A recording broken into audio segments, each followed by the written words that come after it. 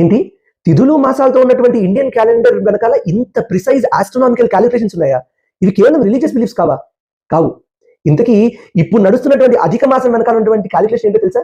ప్రపంచంలోని చాలా civilisations either solar movement ని బట్టి కానీ లూనార్ మూవ్మెంట్ ని బట్టి కానీ వాటి క్యాలెండర్స్ ని డిజైన్ చేసుకున్నాయి. అయితే సోలార్ మూవ్మెంట్ ని లూనార్ మూవ్మెంట్ ని రెండింటిని పరిగణలోకి తీసుకొని ఈ రెండింటి మూవ్మెంట్స్ లో ఉన్నటువంటి డిఫరెన్స్ ని ఒక కాంప్లెక్స్ ఈక్వేషన్ తో సాల్వ్ చేసి క్రియేట్ చేసినటువంటిదే తిథులు, మాసాలు, నక్షత్రాలు, రాసులతో ఉన్నటువంటి మన ఇండియన్ క్యాలెండర్. ఎలాగో చెప్తాను వినండి. ఒక చిన్న సైన్స్ ఎగ్జాంపుల్. సూర్యుడి చుట్టూ భూమి తిరగడానికి రఫ్గా 365 రోజులు పడుతుంది. దీన్ని 12 నెలలుగా డివైడ్ చేశారు. ఒక్కో నెలకి ఒక్కొక్క రాశిని పెట్టారు. దీన్ని జోడియాక్ సైన్స్ అని అంటాము.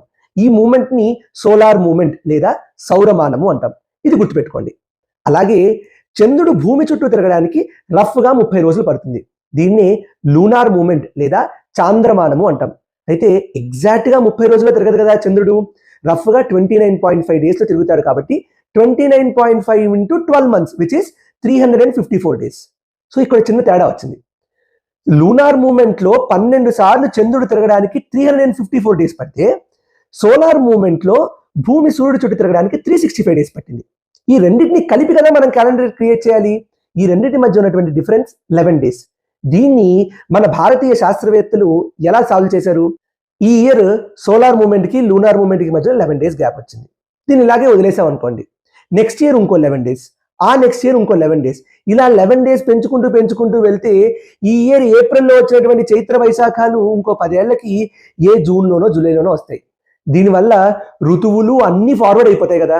సో అలా ఫార్వర్డ్ అవ్వకుండా ఉండడానికి ఒక చిన్న కరెక్షన్ చేయాలి. ఆ కరెక్షన్ ఎలా వచ్చింది అంటే ఈ year 11 days, next year 11 days, ఆ నెక్స్ట్ ఇయర్ 11 డేస్, రఫ్గా 3 ఏళ్లకు ఒకసారి ఒక 30 రోజులు వస్తున్నాయి. సో ప్రతి 3 ఏళ్లకు ఒకసారి ఒక 30 తిథులు అంటే ఒక నెల ఎక్స్ట్రాగా పెట్టుకొని 30 తిథుల్ని ఎక్స్ట్రాగా రన్ చేసి దాన్ని అధిక మాసము అని చెప్పి ఎవ్రీ 3 ఇయర్స్కి ఒకసారి ఈ సైకిల్ని రీకరెక్ట్ చేయడం మొదలు పెట్టారనమాట. అలా ప్రతి 3 ఏళ్లకు ఒకసారి ఇలా 30 తిథులు ఎక్స్ట్రాగా రన్ అయ్యే మాసాన్ని అధిక మాసము లేదా పురుషోత్తమ మాసము అంటామన్నమాట.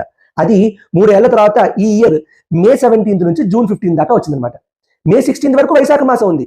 లెక్క ప్రకారం మే 17న జ్యేష్ఠ మాసం స్టార్ట్ అవ్వాలి. కానీ ఈ 11 డేస్ గ్యాప్ ని కరెక్ట్ చేయడం కోసం ఈ నెల రోజుల పాటు అధిక మాసం అని క్రియేట్ చేశారనమాట. ఈ అధిక మాసంలో వరల్డ్లీ థింగ్స్ అయినటువంటి వివాహాలు, ఉపనయనాలు పక్కన పెట్టి భగవంతుని ధ్యానం చేసుకోమని చెప్పారు. అలాగే జూన్ 15 అమావాస్య వెళ్ళిపోగానే మళ్ళీ యాజ్ యూజువల్ గా వైశాఖం తర్వాత వచ్చేటువంటి జ్యేష్ఠం స్టార్ట్ అయిపోతుంది. ఇలా ఎవ్రీ 3 ఇయర్స్కి ఒకసారి అధిక మాసం వస్తుందన్నమాట. చూసారా ఎంత ప్రిసైజ్ ఆస్ట్రోనామికల్ క్యాలిక్యులేషన్స్ దాగున్నాయో ఈ అధిక మాసం వెనకాల. ఇలాంటి ఫ్యాసినేటింగ్ విషయాన్ని మరిన్ని తెలుసుకోవడానికి ఫాలో కొట్టేసేయండి. ఈ విషయాలు తెలియని వారికి వెంటనే ఈ విషయాన్ని షేర్ చేసేయండి. ఓం శ్రీమాన్.